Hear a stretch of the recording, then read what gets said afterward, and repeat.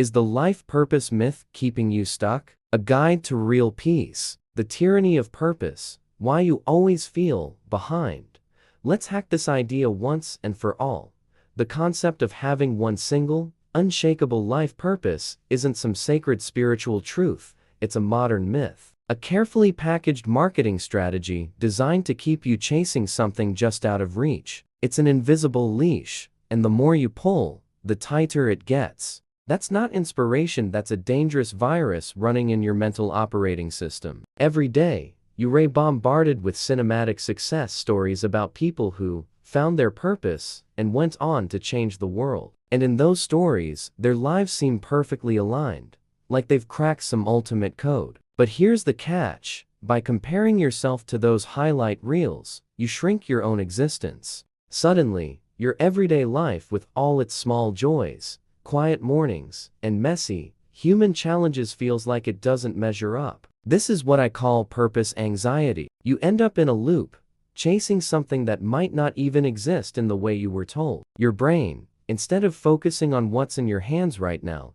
is constantly skipping ahead, trying to solve a riddle that can't be solved in one sitting. And in that endless future tripping, you lose the ability to savor what's real. It's like running a marathon where the finish line keeps moving every time you take a step. Life becomes a background process, running on autopilot, while your attention is trapped in some idealized someday. And when you're always living for later, you're not really living at all. That emptiness you feel, it's often not because you lack a grand, world-changing mission. It's because you lack presence and self-compassion. You've been staring so hard at the horizon that you've forgotten to look inward, forgotten to check in with the simple things that make you feel alive right now.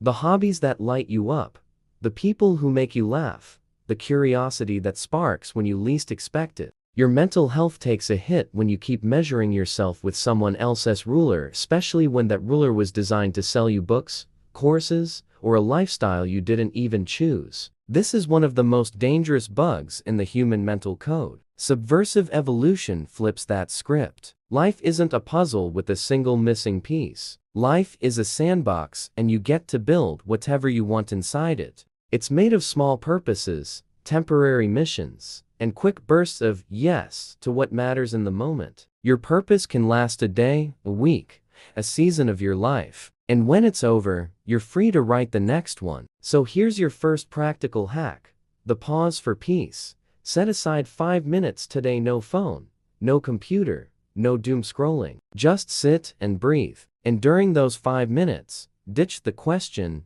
"What's my purpose?" and ask instead, "What would give me a little peace right now?" Don't judge the answer. Maybe it's making a perfect cup of coffee. Maybe it's watching the rain. Maybe it's putting on a song you loved as a teenager. The goal is to start rewiring your brain to value the micro moments that actually feed your soul, of the massive achievements that look good on someone else's Instagram feed. This small pause is your first act of rebellion against the cult of purpose. It is how you start shutting down the frantic mental search and begin installing a new operating system, one where peace is the benchmark, not hustle. If you're ready to jailbreak your mind from the tyranny of purpose, drop a comment, "My peace," and hit that like button if you know that real evolution starts from the inside out. Hacking purpose, the micro-purpose revolution. The self-help industry has sold you the ultimate fantasy. Your life purpose is some giant, fire-breathing dragon you need to hunt down, or a massive mountain you must climb before your life can truly begin. Until you reach the summit, the message is clear: your life is incomplete, meaningless, or somehow off track. Here's the reality check. That's the biggest lie they've ever sold you. And it's profitable too. If they keep you chasing the mountaintop, you'll keep buying the gear, the books, the workshops, the inspirational podcasts, hoping the next one will finally reveal the map. But what if we hacked this idea? What if your purpose isn't a massive dragon at all, but a swarm of tiny fireflies you can catch every single day? What if purpose is something you can create, complete, and feel good about in 15 minutes or less? Welcome to the micro-purpose revolution. Micro-purposes are small, intentional actions you choose for yourself in the moment. They might seem ordinary, but they're packed with meaning, satisfaction, and a sense of control. Your purpose today might be to make the perfect cup of coffee and drink it without rushing. It might be to finish that chapter you've been reading for a week. It might be to fix something that's been broken for months, or to send a heartfelt message to a friend you've been missing. These aren't just tasks. They're acts of creation, of self-care, of presence. They're tiny rebellions against the numbing autopilot that turns life into one long to-do list. And here's the beautiful twist. Your brain loves this. Completing a micro-purpose gives you a real dopamine hit, not the cheap kind from mindless scrolling, but the deep, satisfying kind that comes from making something happen. When you think in terms of micro-purposes, you stop living life as a conveyor belt of obligations and start experiencing it as a series of conscious choices. You're no longer just reacting, you're actively shaping your day. And the void inside you, it starts to fill up, not with one epic achievement, but with a steady stream of little wins that matter to you. And here's the mental health upgrade. The anxiety of not having a purpose fades, replaced by the calm of knowing you've already fulfilled one today. You stop comparing your life to the flashy highlight reels of strangers online and start celebrating the victories no one else even sees. Subversive evolution is not about finding your place in the world. It's about building a world that fits you. A world made up of small, nourishing purposes that can shift and evolve without guilt or fear of judgment. You don't need to be the hero who saves the planet to feel worthy. You can be the hero who makes a perfect latte, who finishes a sketch, who waters their plants, who chooses rest without apology, and that's just as valid. So here's your practical hack for today: the Purpose Journal. At the start of your day, grab a notebook or open your Notes app and write down 3 micro-purposes you want to complete. Keep them small, doable, and soul-nourishing. No grand missions, just things that will make you feel at peace or proud when they're done. At the end of the day, check them off and celebrate them. That's it. No applause, no audience, just you and the satisfaction of knowing you shaped your own day.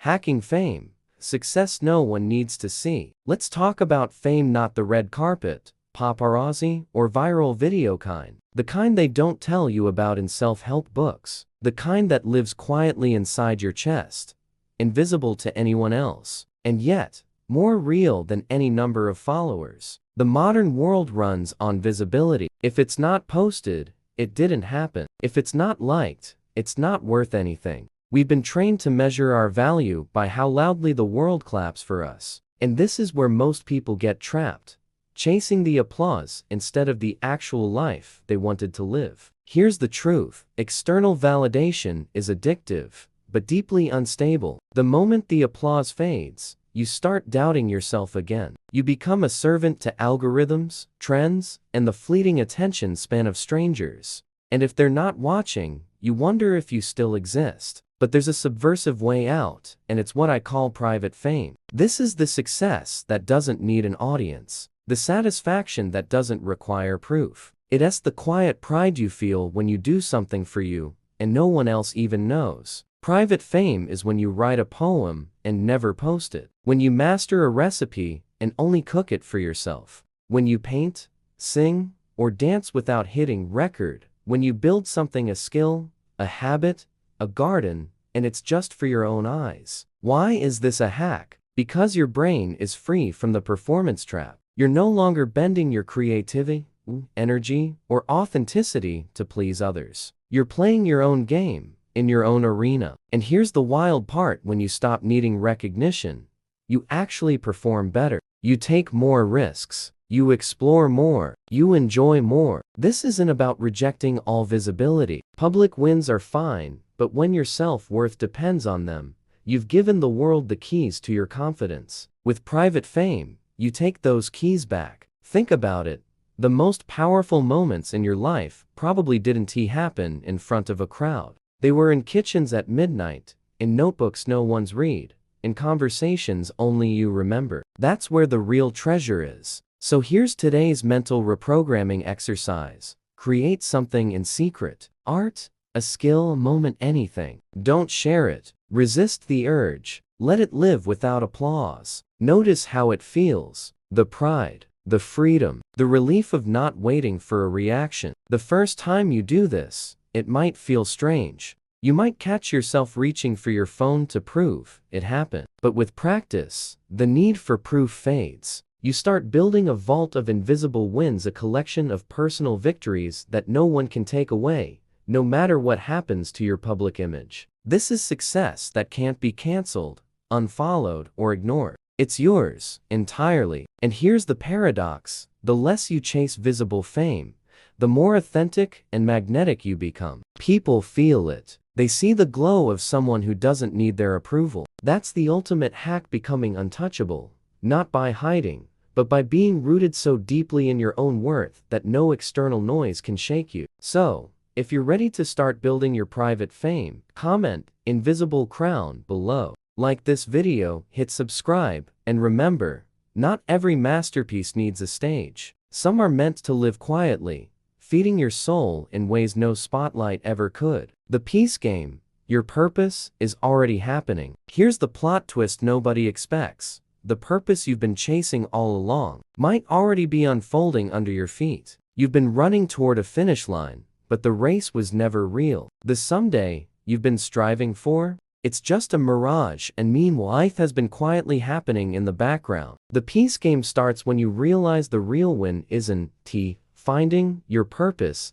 it's living in alignment with it right now, even if it looks smaller, quieter, or less glamorous than you imagine. Think about it.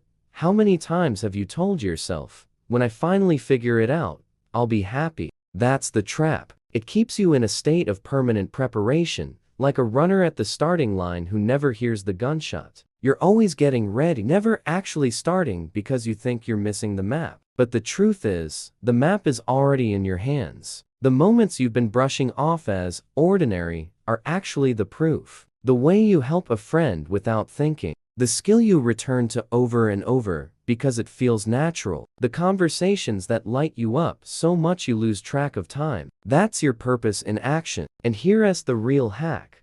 Peace comes from recognizing you're already in the game, not from waiting to enter it. The peace game has 3 rules. Stop delaying joy. If you're waiting for a big life change before you allow yourself to feel fulfilled, you're wiring your brain to believe happiness is always later.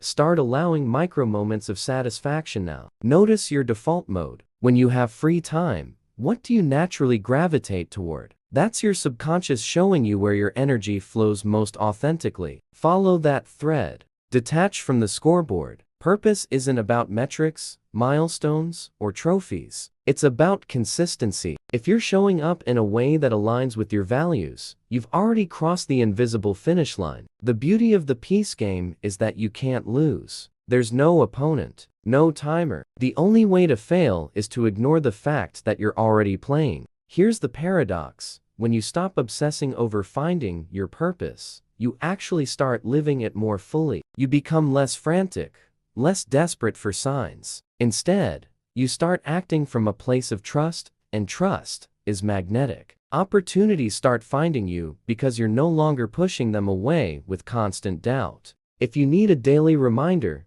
try this. Every morning, ask yourself, if my purpose was already being fulfilled today, what would I do differently? Then, do that thing, even if it's small, especially if it's small, because one day, you're going to look back and realize the big moments weren't the ones you posted about. They were the Tuesday afternoons when you were fully present, the quiet mornings you spent doing something you loved, the conversations that shifted your perspective in ways no seminar or book could. That's the win condition in the peace game. Realizing the point was never to arrive somewhere. The point was to be here, now, fully engaged. So, if this landed for you, comment, "I'm already in the game" below. Like this video, subscribe, and remember, peace isn't a prize for later, it's the field you're standing on right now. You've been playing all along.